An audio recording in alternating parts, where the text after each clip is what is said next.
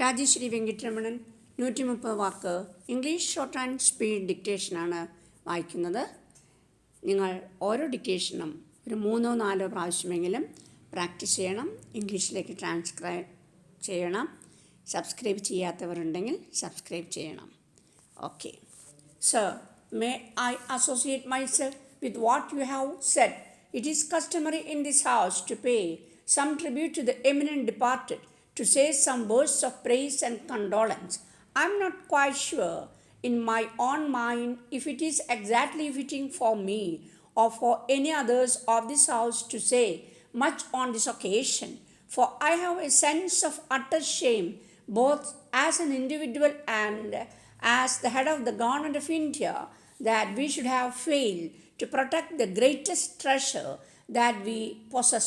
It is our failure, as it has been our failure in the many months past, to give protection to many an innocent man, woman, and child. It may be that the burden and the task was too great for us or for any government. Nevertheless, it is a failure. And today, the fact that this mighty person, whom we honored and loved beyond measure, has gone because we could not give him adequate protecting, in a shame for all of us.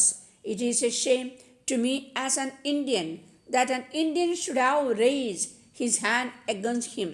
It is a shame to me as a Hindu that a Hindu should have done this deed and done it to the greatest Indian of the day and the greatest Hindu of the age.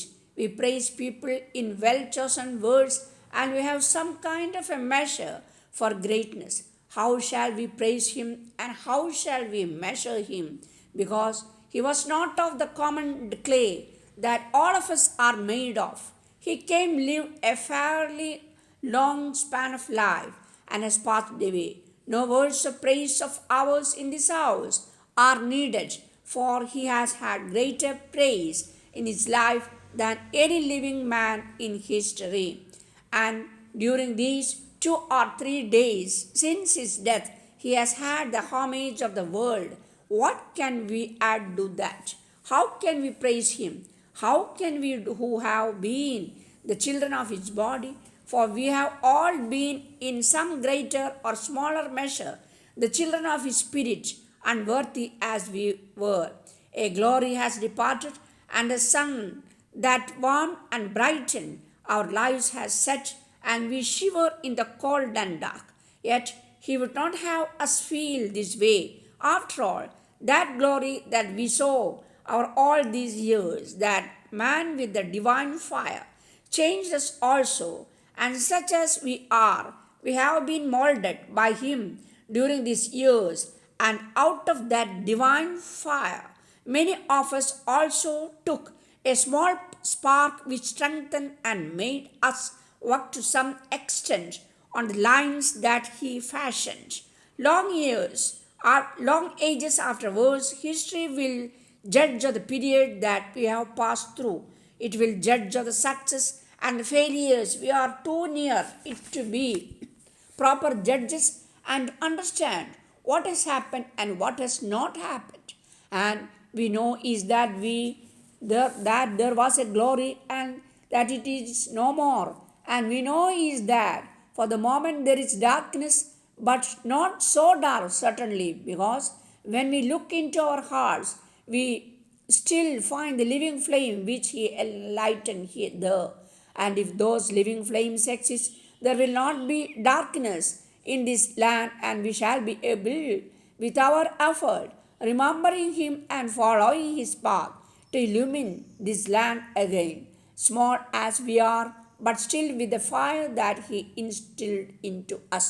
It is clear, as you said, sir, that this happening is not merely an isolated act. This comes out of a certain atmosphere of violence and hatred that has prevailed in this country for many months and years, and more especially in the past few months. That atmosphere envelops us and it surrounds us, and we are to serve the cause he put before us. We have to face this atmosphere, to combat, to struggle against it, and root out the evil of hatred and violence. So far as this government is concerned, I trust they will spare no means, spare no effort to tackle it, because if we do not do that, if we in our weakness or for any other reason that we may consider adequate.